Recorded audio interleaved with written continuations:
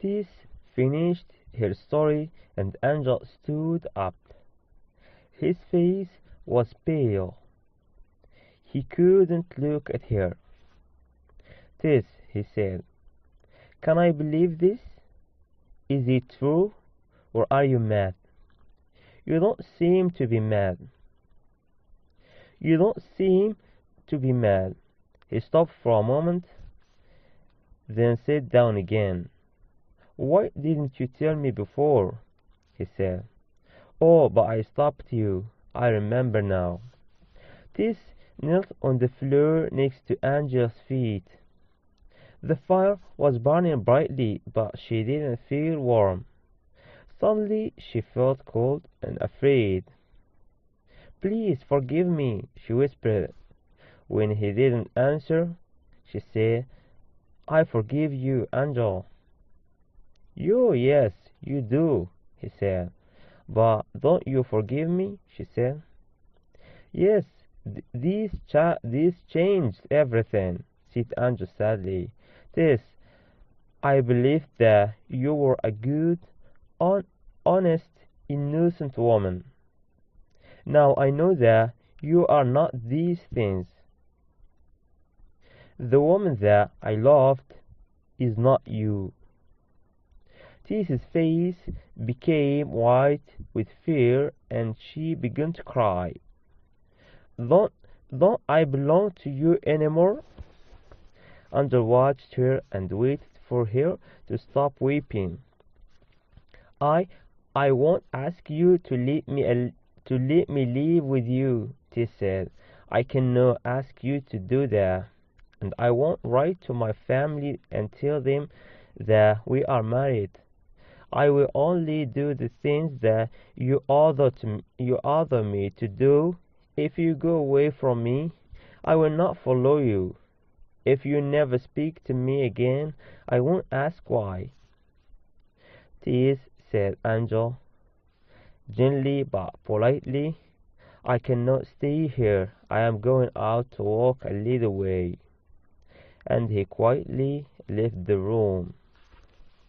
After he closed the door, Tess jumped up. Quickly she pulled on her coat and followed him. The rain had stopped falling, and the night sky was clear now. Angel went over the bridge in front of the house, along the road, and through the fields. After several hours of heavy rain, there were now pools of water on the road and the fields. After a few minutes, Tess was walking next to her husband.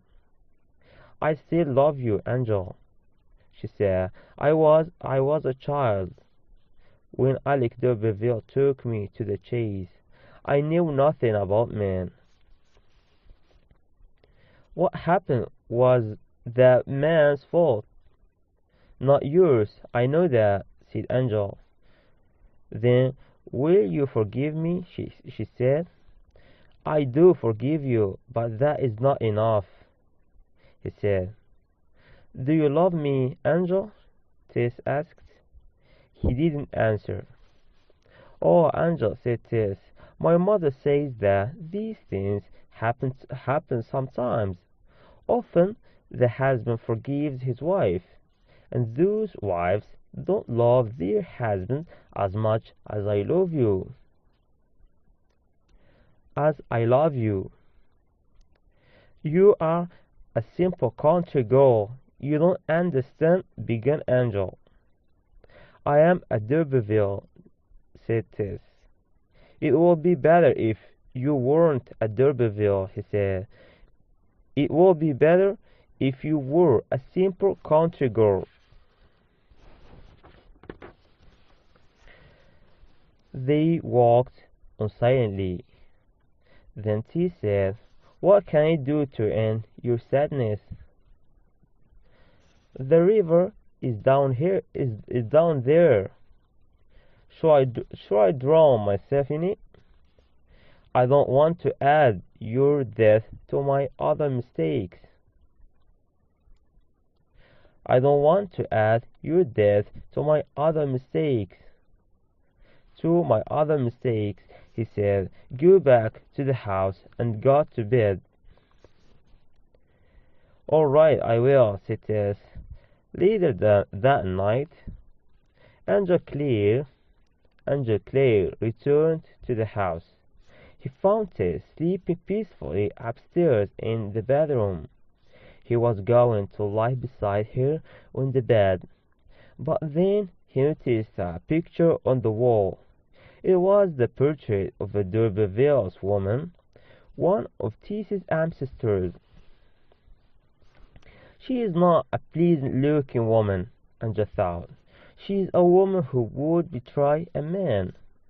This thought made him turn away from the bed. He went downstairs to sleep alone in the sitting room. At breakfast the next morning, Anja said, Tess, tell me that your story isn't true. It is true, she replied. Every word? Said Angel. Every word. Is the baby alive? He died, said Tess. And the man, Angel could not say the name of the man who had destroyed his happiness. He is alive. Is he in England? Angel asked. Yes, she said. Angel stood up and began to walk around the room, thinking. Angel, she said, you can divorce me. Divorce? How can you be so stupid? He said. I cannot divorce you. Can you divorce me? Can you divorce me now that I have told you everything? Tess, you are like a child, he said. You don't understand the law. I will kill myself, then you will be free, said Tess. He was shocked. You must never think of doing that. Then you should kill me. Then you should kill me, she said. It is the only way that you can escape from your marriage to me. Don't say that, he said. They finished their breakfast. Then Angel went out to work at a mill near Wilbridge. His work at the mill was part of his farming studies. It was the reason that they had come to stay in the area. That evening, Angel studied, and the next morning he got up early to go to the mill again. Goodbye, Tess, he said. Tess held her face up so that he could kiss her, but Angel walked away. Tess and Angel continued like this for another day. They were living in the same house, but they were not together. Tess slept in the bedroom and Angel slept in the sitting room. They didn't share a bed. Tess didn't expect Angel to forgive her. More than once, she thought about leaving while he was at the mill. During this time, Angel Claire thought carefully about the future. What can we do? What can we do? He said to himself. What can we do? Then the next evening, she said, You are not going to live with me for very long, are you, Angel? I can't, he said. How can I live with you? How can we live together while that man is alive? Think of the future. If we have children and they find out the truth, they will be shamed, and they will find and they will find out the truth. People who know your story will tell them.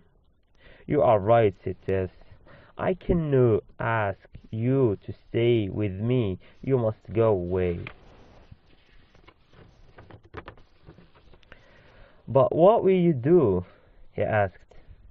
I will go home, she said. I will go tomorrow, and I won't stay here. Angel said, I think in the thoughts about people when I am away from them. Perhaps we can be together again one day. The next morning, after breakfast, Angel and Tess left the manor house in a hired carriage.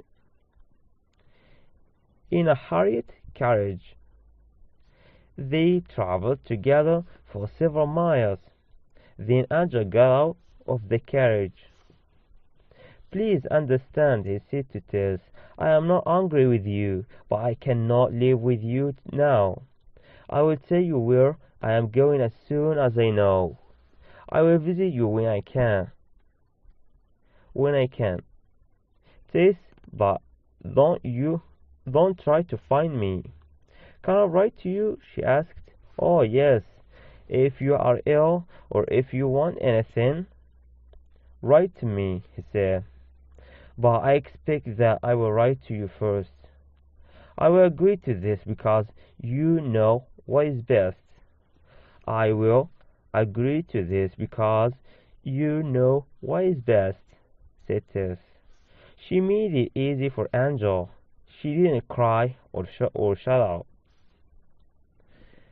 Angel gave her some money, then he said goodbye. He watched the carriage go way down the road and climb up the hill. He hoped that Tess would look back at him, but she didn't, so he walked on. He didn't realize that he still loved her. Mrs. Dorbefield was washing clothes when her daughter arrived home. Tess, she said, I thought that you were married. You were married. Yes, mother, I am, said Tess. Then where is your husband? Asked John Dorbefield. Oh, he's gone away for a while, said Tess. Gone away? When were you married? Tuesday, mother, replied Tess. New Year's Eve. But today is only Saturday, said Mrs. Dorbefield. You have only been married for 5 days. Why has been gone away? Tess went across to her mother. She put her head on her mother's arm and began to cry. Mother, you told me that I must not tell Angel about my past.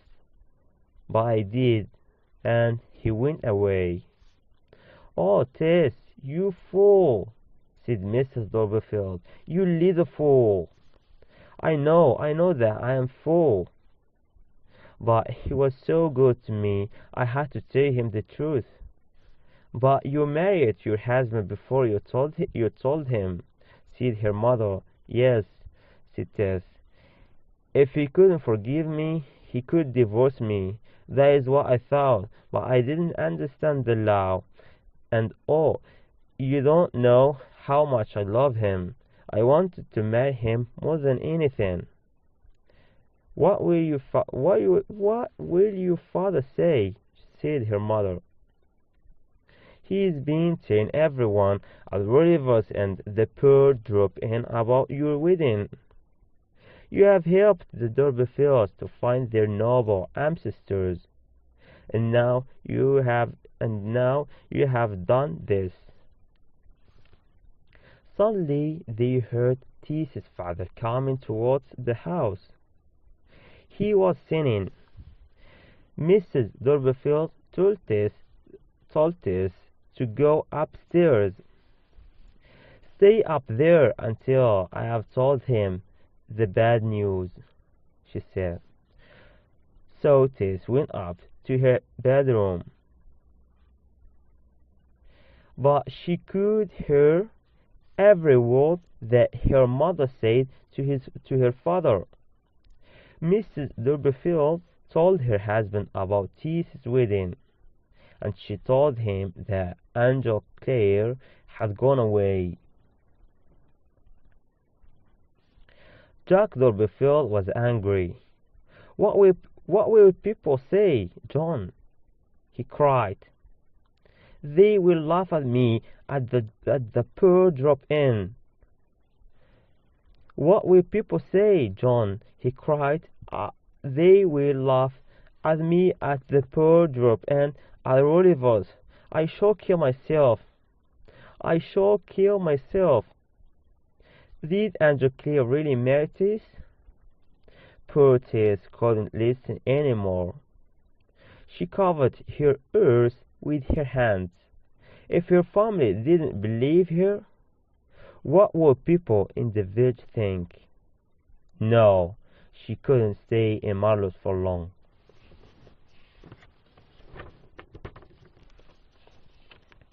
After a few days, Tess received a note from Angel Clare. His message told her that he had gone to the north of England to look at a farm. Tess told her mother that she was going to meet Angel. She gave John Doublefield half the money that Angel had given her. Then she left Marlowe. 3 weeks after his marriage, Angel Clare returned to Eminster to see his parents. He had tried to continue with his plans to become a farmer, but he had become tired and worried. This was, or had been, part of his plans. He had wanted to share his life with her. Perhaps he had been cruel to her. Perhaps he should forgive her, forget her past. Perhaps he should forgive her, forget her past. Should they go to another country where no one would know them? He had heard that Brazil was a good country for farming. They could live peacefully there. Andrew's parents were surprised to see him. "Where is your wife, Angel?" asked Mrs. Clare. "She is at her mother's house. She is at her mother's home for a short time," said Angel. "I have come home quickly because I have decided to go to Brazil." "Brazil?" repeated his parents. They were surprised to hear this news, but they wanted to know more about their son's marriage. "3 weeks ago we received your note telling us about your wedding," Mrs. Clare said. "Why have we never met your wife? You didn't want to get married here, or at the church, or at the church in her village. You decided to marry her at the dairy farm. So we didn't come to the wedding. But we are not angry, and we want to meet your wife. Why don't you bring her here? What has happened?" "What has happened?" "She is staying with his parents. She will stay there while I go to Brazil," said Angel. "I cannot take her with me on my first journey there. I will meet her before we both go to live in Brazil. I will bring her here to Eminster."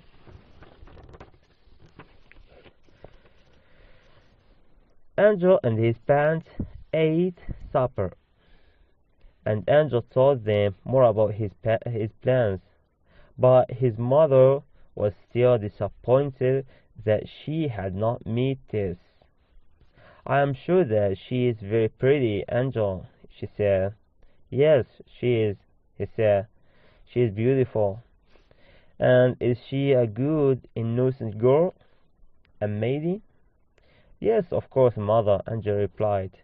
"And you were her first love?" asked Mrs. Clare. "Yes, I was," he said. "Well, you are going to be a farmer, perhaps. It is a good thing that your wife is a country girl, said his mother. I wish that I could have made this beautiful, innocent girl who loves you, Angel, but I am so happy for you. Angel's eyes filled with tears.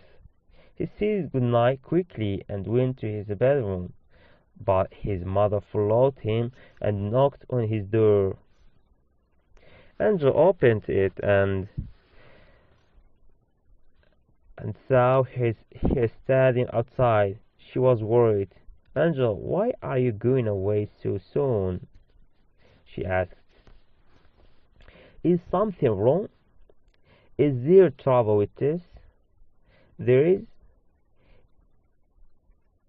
is. Is she a woman with secrets? Has she made mistakes? She's a good girl, said Angel. Then the rest doesn't matter, his mother said. There's nothing more beautiful than a young, innocent country girl. Once again, Tinch uh, once again, Angel became angry with Teeth. He had told a lie to his parents because of her, but then he remembered. So Teeth's soft voice and the touch of her warm red lips.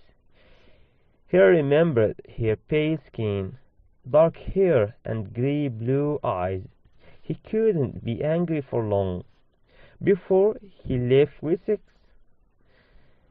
Angel went to the manor house in Wilbridge, where he and Teeth had stayed after the wedding.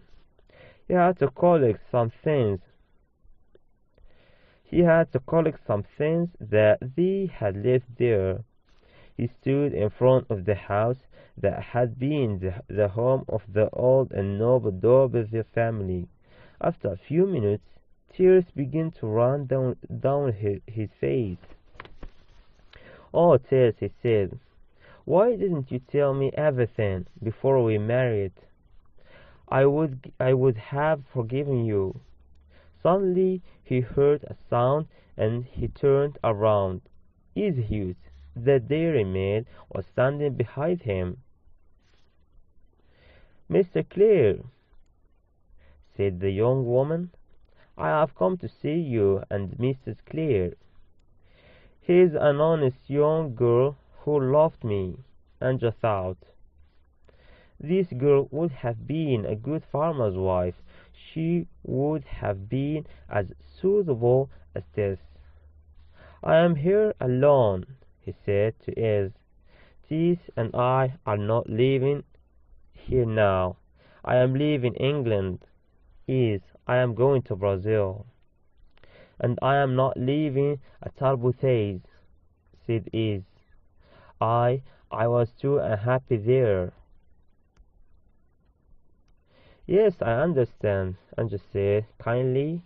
If I had asked you to marry me, what would you have said? I would have said yes, the dairyman replied, and you would have had a woman who loved you. I am going to Brazil alone, he said.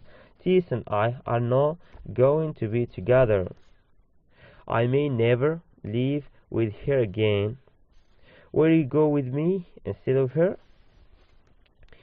Do you really want me to go with you? asked Is. I do, he said. Do you love me very much, Is? I do, she said. I loved you from the first time that I saw you at the dairy. Do you love me more than Tess loved me? Well, no. The young woman said, I don't love you more than Tess. Nobody could love you more than Tess. She would die for you.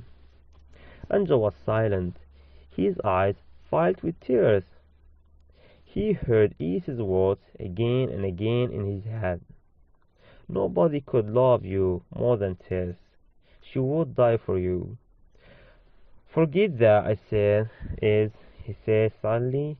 I was crazy. You are not my wife. You cannot be my wife. I cannot take you to Brazil. I am sorry. I was too honest. Is cried out, weeping. Oh, why did I tell you the truth? You were right to tell me, he said. You are a good woman, Is, but I have a loving wife. Yes, you have, the young woman said sadly. Andrew said goodbye to his Hughes and left Wilbridge. That night, he went to London on the train. 5 days later, he began his journey by ship to Brazil.